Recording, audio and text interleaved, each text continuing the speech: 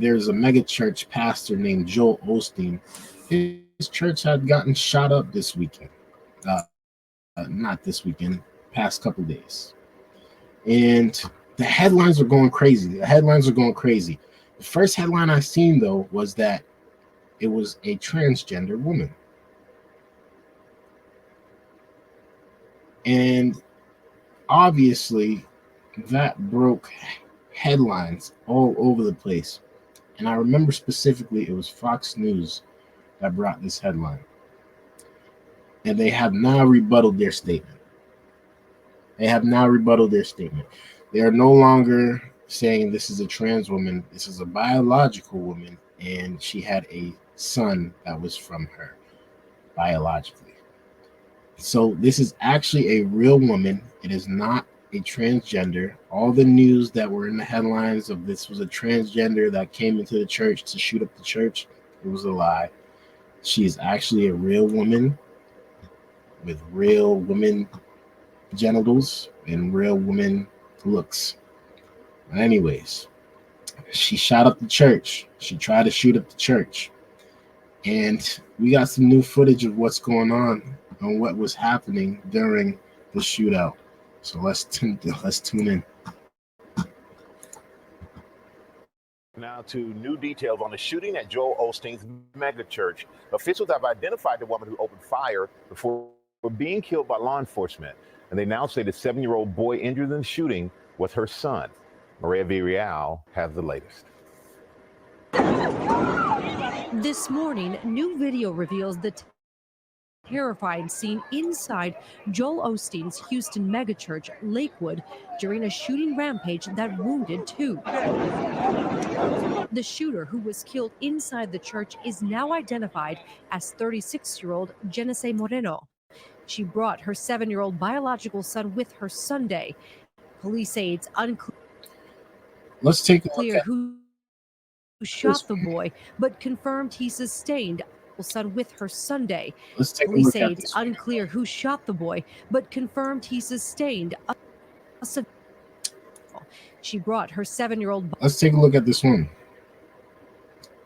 I don't know why they were telling us that she was transgender at first, but that's kind of messed up. In my opinion, that's kind of messed up. But can you imagine you just going to your normal Sunday service and somebody decides to pull up with their son with an AK-47? I mean, like, seriously, what's going on out there in these streets? We can't even go to church no more without somebody trying to shoot up the place. Y'all like shooting up schools. Y'all like shooting up random concerts. Now we going in the churches and we shooting the churches up too. We got to get it together, man. We got to get it together, people. I don't know what was going on in this lady's mind to bring her child, her 7-year-old child, with her along for the ride was absolutely out of pocket. It was absolutely out of pocket. Let's continue, though. Biological son with her Sunday. Police say it's unclear who shot the boy, but confirmed he sustained a severe head wound. Parishioners seen trying to escape and screaming in terror. Gunshots going off just as a Spanish service was about to begin at Osteen's church, home to one of the largest congregations in the U.S. She immediately starts firing inside of the hallway. Multiple rounds are fired by her, at which point Officer Moreno of the Houston Police Department, as well as TABC Agent Herrera, return fire. She eventually falls to the ground. The 7-year-old child, it falls to the ground as well from gunfire. 2 weapons were recovered at the scene, including an AR-15. Here's the saddest part about this. The 7-year-old might not survive. The 7-year-old might not survive. That's the real report on this. That's the latest report. 7-year-old is fighting for his life as we speak. As we speak. Whose fault is that? Some people should not be having kids. Some people should not be having guns. And this is just a sad, sad situation altogether. Let's continue, though. Anti-Semitic writings were found on the shooter. There was a sticker on the buttstock of the rifle that stated Palestine. Authorities say one of the weapons was bought legally in December. The shooter obtaining the guns despite her history of mental illness and arrest dating back to 2005 on charges. Who gave her a gun? Who gave this woman a gun? Who in their right mind said, yo. We did our background checks. We made sure she was mentally healthy. We made sure she didn't have no criminal record. But she had a criminal record and she had mental illness this entire time. We got to do better, people. I mean, seriously, we got to do better. This is insane. This should not be happening. This should not be happening. She was arrested before. She has a history of mental illness. But you're telling me you guys let her walk around here and get a gun? That just doesn't make sense, y'all.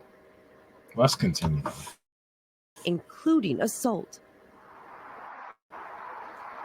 Houston's police chief directly told me that they are now aware of the shooter's mental health history and they are delving into it. But when we pressed the FBI about how this person with a criminal background like this could have gotten a hold of not just one, but two guns, they sidestepped that question and said that is part of the larger investigation.